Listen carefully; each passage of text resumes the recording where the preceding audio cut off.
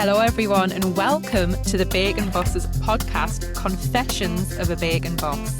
This is where we share real stories from behind the scenes of bacon businesses. The wins, the wobbles and the lessons that you only learn by doing. We are Charlotte and Jo, two northern girls who built our own bacon businesses through trial and error, consistency and a hell of a lot of showing up. This podcast is proudly sponsored by Rain Accounting, an expert accountancy firm who support bacon businesses and small business owners to feel confident with their finances. Rain Accountant was founded by Nicole, a straight-talking accountant who understands the reality of running a business alongside real life and believes accountancy should feel supportive, clear, accessible, and most of all, not intimidating. Bacon Bosses is the community and business behind this podcast, created to support hobby bakers and bacon business owners with practical guidance and genuine support. That support also lives inside our membership, the Bake Boss Club, where bakers get ongoing help to build success on their terms. This podcast is one part of that. Honest conversations, shared experiences, and a reminder that you're not doing this alone. Welcome back to Confessions of a Bacon Boss. In this podcast, we're not just sharing bacon businesses, we're also sharing the people behind them. And today it's my turn to be in the hot seat, which feels very strange because usually I'm the one asking the questions. But this episode, it does really matter because everyone's bacon journey can look completely different. Some start quietly and slowly, some take a little while to find their feet, and probably most of them take a few wrong turns before things finally click. So today we're going to talk about how I found my way into bacon, what I've learned, and the things I wish I knew sooner. Very exciting. So now it's your turn to be under the microscope instead of I feel like I like being questioned better. Like I was more nervous when I was interviewing you, and I'm just feeling like dead excited, and I'm not bothered about this bit. Oh, see, this is the easy bit then. Right. So then we'll probably just start the same way then. Do you want to tell everyone like who you are as a person? So I'm Jo Coulson. I'm from Hartlepool. I live with my partner Neil and our two sons. I have to think of their names there, Junior and Parker. Junior's 19 and Parker's 10. And I've got two dogs, which are a very big part of my life because they're always on my Instagram stories. So everyone knows I've got my little Shih Tzu Alfie and my Rottweiler Reggie. They make lots of appearances, like they're always in the background when I'm doing lives and everything. And I've got chickens, rabbits. It's a bit of it's a bit like a zoo at mine. I love it. I love the differences between the dogs. Like you couldn't have more different dogs. Yeah. Oh dear. So how long have you actually known how to bake? I've always been able to follow a recipe. I've never, and I've always baked a bit, not massively, but if ever I wanted to bake something, I can follow a recipe. But I've never been a huge baker. Before I started baking as a business, I was making vanilla sponges all the time for my mother-in-law.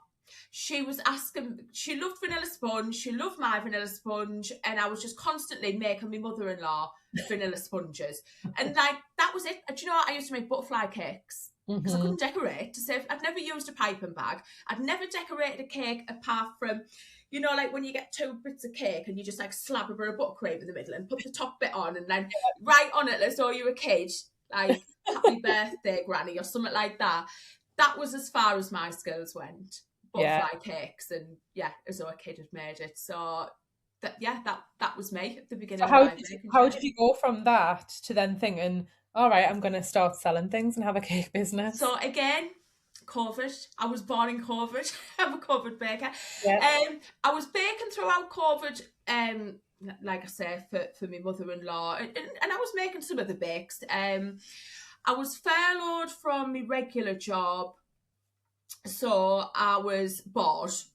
So I remember my mother-in-law saying to me at the time, you should bake. You're a really good baker. And I was like, no, I only make vanilla sponge. It's the easiest thing in the world to make. I mean, you can't go wrong. Yeah. And I was like, and I can't decorate. Like, I can only make a vanilla sponge, and I can make an awesome vanilla sponge, but it's not the hardest thing to do. Yeah. And she did keep saying to me all the time, you should bake, you should be selling these, you know. And it was Mother's Day coming up, and it was Easter coming up, and like I say, I was still furloughed, and we didn't know what was happening with jobs and work, so I was skint. I did want to start earning money as well as being bored. And I was just sat one day and I was flicking through my phone on Facebook, and I'd seen somebody, I don't know where it was, but somebody had randomly advertised a box of cupcakes that they were selling for Mother's Day. Mm-hmm. And I looked at them, and they were dead simple. There was nothing like fancy about them. And I looked at them and I thought, I could do that. and I thought, and I think maybe they were selling them for, like, I don't know, at the time, £12 or something. And I was like, I could easily make them and make myself some money. Mm-hmm. And I only need my vanilla sponge recipe, and I only need to learn how to pipe. And that was it. I was like, right, YouTube, how to pipe. I remember making a homemade piping bag and a homemade nozzle out of baking paper. I was like, I don't know how I done it, but I did do it. Brilliant. And I got the oven on, and I made some cupcakes, and I piped them, the first ones I'd done, and they looked like little poo emojis. I did, right? Because I'd made chocolate buttercream as well. And then I went to the shop and I bought some sweets, and I put some sweets on the top, right? And then I was like, bugger it, and I took a picture and I put them on Facebook, and I went, I'm making these for Mother's Day. And anyway, got some orders, but someone messaged me and was like, you can't do that, you have to be registered. And I was like, all right, then I'll get registered if that's what I saw.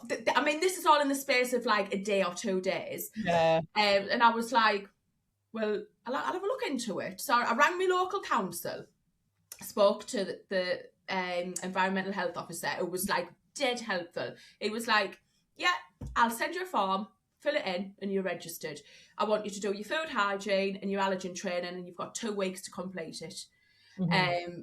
And I was like, all right then. I went straight on and done it. I mean, the allergen training's free. The food hygiene was about £12. Yeah. I had them both done within a couple of days. Done, boom, registered. Facebook page open, cupcakes on. And I was like, well, I've got no customers. So I went into all the local groups, and I just started throwing my posts about. I put them on Marketplace. I sold out. Amazing. It was crazy. I said, if I could sell 10 boxes, I sold them straight away. And then I was like, right, I'm going to sell another 10. So I went out and I was like buying the ingredients, making me money and buying the ingredients, making some more money. And then I was like, right, I can't cope with this. I had like an electric hand whisk, and it kept breaking. And my buttercream, because I was by this point I was batch making my buttercream, and I was like, right, I need a proper cake mixer here. But I couldn't afford one. So I went on Marketplace and I found a Kenwood, is it Kenwood Chef? Yes, I still got it now. It's an absolute workhorse. 30 quid, best 30 quid I ever spent. So I went and got that. So I was literally like making my money, going back out, buying more ingredients, but I bought it. And this is literally this week when I set up, it was Mother's Day that weekend. Mm-hmm. Do you know what I mean? This happened so quickly. Yeah. I literally set up a full business, invested back in myself, opened up, like, it was just, I went 1,000 miles an hour in that week, and yeah, that's how it started. It's mint, isn't it, though? Like, I think that's like where Dead alike, because we just jump in and do it and get the stuff done, and don't give yourself time to doubt yourself or overthink yourself. Yeah. Like, just do it. I was like, I can do this. And obviously I was getting better and better. So by this point, I was like, right, where can I get some nozzles from? And I went in the supermarket and I got a little plastic set of nozzles for like £1.50. And then I found out where to get some piping bags. Home Bargains was my favourite place because they've got a lovely baking section. So I was getting all my stuff from Home Bargains. learning so, I knew nothing, and I was learning so quickly. And so obviously my piping skill, it started to improve really quickly. Easter, it was Mother's Day, then it was Easter, and they're really close together, aren't they? So as soon as I was done with Mother's Day, I picked up everything that I'd done to put into action for Easter. I was like, right, I'm not going to offer variations this. Because when I'd initially advertised, I was like, right, you can have any colour, you can have any flavour.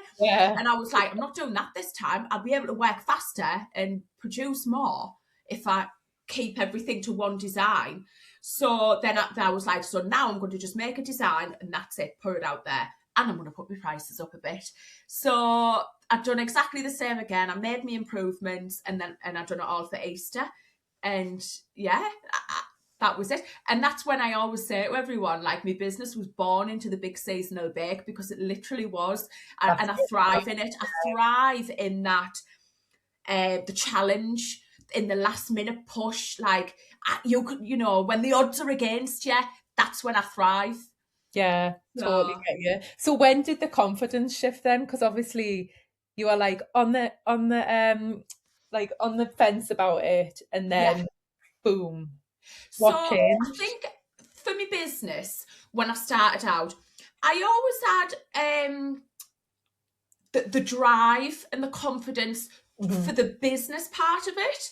And post, and you know, I knew I needed to post, but I was never confident within myself to put myself out there, as to, you know, to grow my business as a personal brand, and so I was always hid behind my logo. There was never a photo of me, you know, and I did do quite well to a certain point, but I knew very quickly I wanted this to be my full-time job, because I love running my own business. And I knew to do that, I needed to build my confidence and put myself out there to build my personal brand. And that was difficult. And I know the people will be watching me or who know me and will think, nah, Jo's like totally confident. She's on her lives, you know, I'll just do anything. But I wasn't like that at all. At all. The thought of doing a live and putting my face out there to grow my business petrified me, to the point where I was shaking. Like, my hands would be all sweaty and I was shaking, because I was so scared that people wouldn't like me, or you know, they'd go, oh, is that hair? Or, you know, like, I don't know where I thought, but I was petrified. And it took time. I started dipping my toe in and doing some little Instagram stories, and, you know, I would use a filter, and then I started taking my filters off. And the big shift came for me when I opened my baking group. And I knew to grow my baking community, I had to be visible as me, no filters, as me. I knew to make a difference and grow myself and my community, it had to be. So I just done it. I just, what they say, rip the plaster off. I just done it. And after that, it just got easier. And now I don't even think about it now. But that was when the shift was for me, when I started going live in me baking group.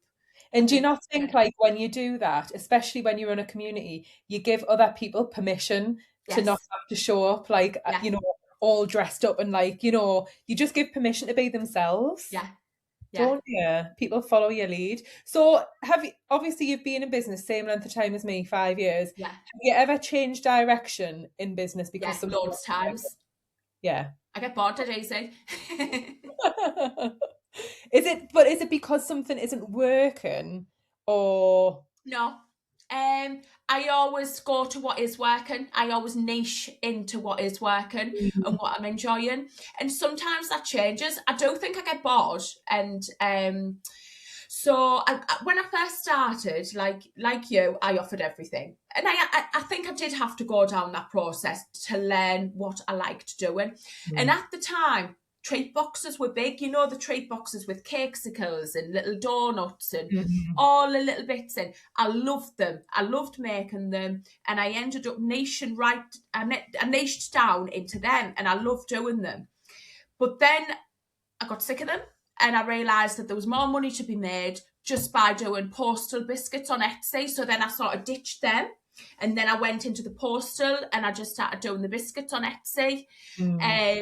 But yeah, like everything, it started with everything, and one by one everything got dropped. I dropped the cakes, and then I dropped the cupcakes, and then I dropped everything that was for local collection. Yeah. But it was always just to sort of scale into what was working and what I was enjoying. And I know I say I get bored easy. I have been doing biscuits for quite a while now, but I haven't got bored of doing biscuits yet. But isn't it funny, like you naturally start off in business, obviously you want to make money, so everything's about like how do you get more money into your business, how do you get people to buy things, but then as time goes on you realize it's not just about the money, you actually have to enjoy what you're Yeah, doing, and it has to like give you a good life balance, doesn't yes, it? Like, yeah, so absolutely. doing the biscuits on Etsy, obviously it's good in terms of your income, but I think more for you it's just so good to focus on one product, and then you Yeah. get rid of all the chaos, don't you? So I've made it work for me. So when I do my biscuits on Etsy, I've got that niche down into one product, one box, so I can be really productive when I'm working and with my income. But I think the reason I don't get bored is because my box is seasonal, and I change my design every season. Yeah. So I can change it. I can do what I want with my design. You know, if I'm sick of biscuits, I can add something else in. But at the minute, I do just keep it as biscuits. But I can't see myself changing anytime doing what I'm doing, because I feel like I've just really, really niched down into what works, and it works. Yeah, absolutely. Right. So obviously every episode we're going to be asking the bakers about their biggest confession within the baking business. Oh, I've never thought about So this. I know it's hard, isn't it? So what is your biggest baking confession? Oh God, I can't even think of one. I should have thought about this. I'm sure I will be able to think of one. Because bacon. Oh God, I haven't thought Anything about it. gone wrong? I remember one time. It's not really a confession anyway. Howie. I was doing a bacon live one time, and you know when I'm saying like you have to keep it real and everything. I was doing a lot. So if something's going on in the background, I just kind of go, it's all right, just ignore it. And sometimes, I mean, there's like the doors going, the dog's barking, and you know, and I mean, this one time everything was going on. The fridge, I've got one of them big double American fridge freezers, dislodged itself and came out and fell over onto the bin next to me while I was baking, and I was going, oh. And I was just, you know, like acting all calm. I mean, Oh God, that's hilarious. I had cakes in the fridge. I don't know. So my fridge is like rested on a board, and the board slipped, and the fridge freezer just came out and went boom like that. Landed on the bin, so the bin cushioned the blow. And I was just like, oh, my fridge is just tipped over, and like there was a doorbell was going, my dogs were barking, and I was just like, just all imagine. right. That is funny. I do keep it a bit more real now, though. Like now, Yeah. They say like one of the biggest rules that you shouldn't break, which I always try to follow, as you can tell from that story, is don't walk away from the camera. Like, oh, I do keep it a lot more real now. Like now, if something's going on, I'll go 2 minutes. I'm just going to sort this out, and and I do go to tend to things now, and I do. So I am quite real now on the camera. So like at the beginning, I did feel this need to not like be perfect. I always wanted to be real, but eventually I was like, nah, just I know just you be mean. yourself. People appreciate it. So quite often I'll walk away from the camera, and I'll be like, 2 minutes, I'll just let the dog out. 2 minutes, I'll just answer the door. Yeah. I think people relate with you more, you know, when it's like that, because they don't want this polished version. They can't relate with that because that's not what real life's like, is it? It took me a little while to break that. Because I still felt that need to pretend that my world wasn't crumbling around me while my fridges were dropping out, and I was going, oh, Oh, it's fine. My fridge I just freezer's love just it. tipped over with 3 cakes in that's due to go out tomorrow, but it's okay. Oh God. So obviously like business is it's busy and it can be overwhelming. What do you find the hardest thing to balance? Um, well, I would say this would reflect more to me in the past when I was baking and when I was doing all the things. I would find that hard to balance because you're making one thing and then you're moving on to the other thing and the other thing. But like I say, I learned to niche down, and once I learned to niche down, I found the balance. I started working in school within the school hours. I Mhm. had my routine. I got up on a morning, make my orders, and then when I would go back on the school run to pick Parker up, I would go to the post office and post my orders. So I found that balance. Now I have bacon bosses with you. I'm finding my balance again. I think Mm. we're in that fast growing stage, Yeah. so we still finding the balance. So, but I think we're doing all at the minute. I'm trying to balance that alongside still dipping my toe in my bacon business as well, because Yeah. I still want to keep that running, but obviously not full time because this is what we have full time. Yeah. So I But I guess think there's a bit at of a the balance heart to of be it, found there. But yeah. But like at the heart of it, like obviously we're bakers, aren't we? Like that's yeah, what we enjoy as well, like not just yes, helping people. that's what I mean. So I could give up that, yeah, but I don't want to. yeah, I want to keep dipping my toe in, and I want to keep doing it because I want to stay in the loop. I want to stay in the game. I want to stay knowing my stuff on Etsy, and yeah, because this is the type of stuff that we like helping people with, like in the membership. So I want to stay relevant yeah. and up to date with everything. So it's finding that balance of essentially running 2 businesses. I know, but I think that's our superpower because Yeah. I think that's what sets us aside from other support sort of communities because we are in it. We're in the Yes. same boat. Yeah. We're doing the things that we're advising other people to do. Like, Yeah. you know, I just think that's what makes Bacon Bosses Yeah, so. because you know what? I think a lot of the people that has came to my bacon community, well, I'm saying my bacon community, obviously we run our communities together, but when I opened the Mhm. UK bacon community, a lot of the people that came to there were from just bakers and people who had inspired just from running me Yeah, normal bacon business, who got in touch with me and said, I love following you. Would you mind helping me with this, or would you mind help? And that was when I started thinking, I might open a little bacon group, yeah, to help. So that was sort of like I seen something in that, and I enjoyed doing it. I enjoyed helping people, and I could see how there was a lot of other bakers and bacon groups that could be quite unhelpful and unkind. And I just thought, I'm going to open my own little bacon group so that these people from me, like from me Posticles, from my business, who are following me because they're inspired as bakers, not mhm, as buyers, as bakers, can sort of come and see how I do things. So, yeah. yeah, So that's been running a few years now, and then obviously we started our Bake Boss Club membership in July last year. So we've got a bit of experience, I would say, in helping and supporting other bakers. What do you think bakers underestimate about themselves? like their worth. They're Mm, underpricing. They don't think they're good enough, and they are. yeah, Their self worth. They are so worth it. And try and we can teach or we can pass on what we've learned, but getting someone to believe in themselves, like it has. I don't know. It's that's the hardest bit, isn't it? Getting people to believe in that the amazing cakes and amazing bakes. Yet getting some people just still don't think they're worth putting their prices up, or like, oh well, I'm just a baker. I don't think people would pay that. And yeah. yeah, I self-worth. totally agree. It's really difficult, isn't it? Because it's something that people need to learn for themselves over time that they can do it. I think Yeah, sometimes people underestimate the fact that they can do it. There's nothing special about you, there's nothing yeah, special about me. The only difference is we do the thing that needs yeah, to be done. That's all they need to yeah. do. And I always say to people all the time, I only bake vanilla sponge.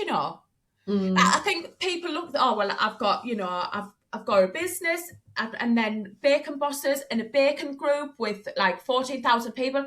She must be a really good baker. No, I can follow a recipe and I make a really good vanilla sponge and a vanilla shortcake biscuit. That's it. And I can make a really good one, and that's what I do. I don't do anything else. That's just proof that you don't need to do all the things. You don't need to do all the things. I could do the other things if I wanted, but I don't, because it's not profitable to be doing it all. Yeah. So that's just what I do. I always go like in the group, and I will make other things and I will follow recipes, but I'll say, right, this is the first time I've ever made this. Yeah. And I'm just winging it. Yeah. But yeah, I think sometimes people must think, oh, she must be a really top baker. Someone said to me before, why don't you go, is it the Bake Off? Why don't you enter? And I went, because I only make a sponge. People say that to me all the time, and I'm like, you know, I can only make cake. Like, I can't make anything else that they do on there. It's funny, isn't it? Right. Yeah. So obviously we've both been on like a baking journey. Yeah. And we're, learned loads of lessons. We've opened Bacon Bosses. What would you say as a business owner that you're still figuring out?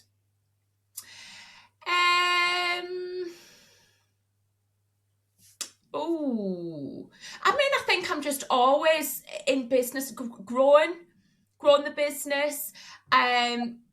Obviously, we have big expectations for Bacon Bosses. We want to help as many bakers as possible. So it's always figuring out social media and growth and keeping up with the changes and the algorithm, so you can keep on growing. So I think that is what I'm figuring out at the minute, how to grow and just keep being better and improving myself. Yeah, I think that's an ongoing thing, isn't it? Like, you should always be working on self-growth. And definitely, you never know everything, do you? There's always something that you can learn. Yeah. Right, so just before we finish then, we'll do some quick fire questions, similar to what we do on every episode. So we'll just start with, tell us a bake that you're most proud of. Well, I did do a wedding cake once. Did you? Yeah. And I don't do wedding cakes. Oh my God. It was only a little one. And it was, I actually done a cupcake tower, like with a little wedding cake at the top. Yeah. And I don't do none of that.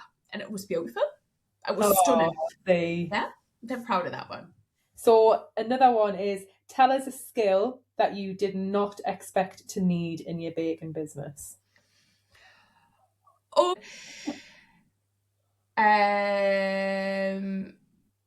think for me, a skill that I didn't realise I would need so much is like patience. Yeah. Or like is that a skill? Yeah. I'm trying to word it properly, but I think everyone's amazing, right? And we attract all the right people, right? But obviously we have had like the odd little bit of negativity that has to be dealt with professionally. Mm-hmm. And I don't like that. And I think that takes skill, having to deal with. What I'm trying to think of is, when people work in like, is it like human resources or something, where you have to deal with that. And that's a part, a few little things that we've had to deal with, the odd little thing when I've thought, I didn't sign up for this. Yeah. I don't want to deal with this. This is not why I'm here. I'm here to help people, and I'm here for all the nice stuff for the cake decorating and to show people how things works.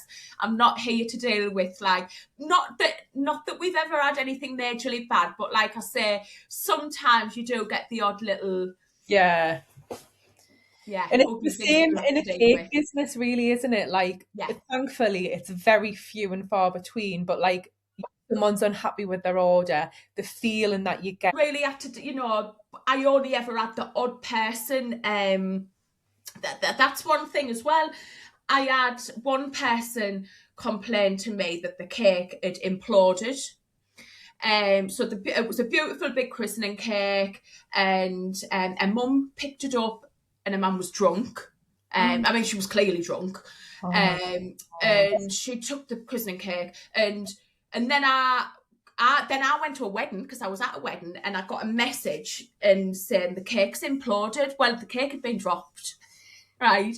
Oh, God. But I panicked and I doubted myself, and I was like, oh my God, like, I'm going to have to leave the wedding and fix this cake. And I went rushing over. And when I actually looked and I examined it, and I had to deal with the situation, like with the drunk mum and everything, and I thought, that cake's been dropped, and I should have stood my ground there and believed in myself. Yeah. So I had to pull the courage together to deal with the situation and stand my ground. I don't like that. Yeah. Having to stand my ground. I just like all the nice stuff in business. I don't like anything that's confrontational or anything like that. And I stood my ground, and it felt really uncomfortable. And I said, look, no, you're not getting a refund. It was unfixable. I'm not fixing it. The cake's been dropped. You can tell by the box is damaged. And I walked away, and it was awful, because quite rude as well. Really rude. And I've had a few little incidents like that, and that we've had to deal with. They're just the bits that I where I think, I didn't sign up for that. But yeah, I know. At times, don't we? It makes you more resilient, but it's hard to go through time. You have to build your belief in yourself, because the first time it happened to me, I instantly thought, it's my fault. Yeah. And then when I took, a couple of other things, and then when I've actually took a step back and I thought, actually, no, that's like being damaged, that, or, so yeah, that's never pleasant. No, it's not. Right, the last quickfire question. Give us one word that sums up your journey so far. Roller coaster. Oh, love it. So true, isn't it? It's always ups and downs. You've got to be, what is it? You've got to take the highs with the lows. Yeah. So very true. Fabulous. Well, they are all of my questions. I wonder what the listeners maybe feel like after hearing both of our stories. How do you hope that they feel after listening to you answer these questions? I hope that they can realise that anything's possible, that we started from exactly the same places. Like, we could not have started with any less skill or less experience where anybody else is starting. Yeah. And so I hope that anyone who's listening realises that it is possible. And for me, I think the biggest thing and the most important thing is having the right people around you to support you and being in the right community. So obviously, come and join our community, because we are always going to lift everybody up every time. Yeah, absolutely. Couldn't agree more. Right, brilliant. Well, this is the end of the second episode on our new podcast, Confessions of a Bacon Boss. Hopefully you'll stick around and listen to the other episodes. If you're sitting there and you're thinking, I would actually quite like to go on the podcast, if you're a baker and if you've got something to say, we'd love to have you on the podcast. So do reach out to us via our social media. But we'll leave that for today, and we'll see you at the next episode. Bye. Bye. Thank you so much for listening to the Bacon Bosses podcast. If this episode has helped or made you feel less alone, please subscribe, leave a review, or share it with another baker, because it really does help the podcast and us reach more people. If you're somebody who's looking for some free support, you can find our Facebook community by searching UK Home Baking Support, Hobby Bakers and Beginners. It's a really welcoming space for bakers at every single stage of their journey, including new hobby bakers out there. You'll also find the option to leave your email so that we can send you some free resources to help you on your baking journey. And if you want ongoing support beyond that, Bacon Bosses is the community behind the podcast, with our Bake Boss Club membership for bakers who want to grow on their terms. All of the links are in the show notes, and we're just really glad that you've listened to the podcast. We'll see you in the next episode.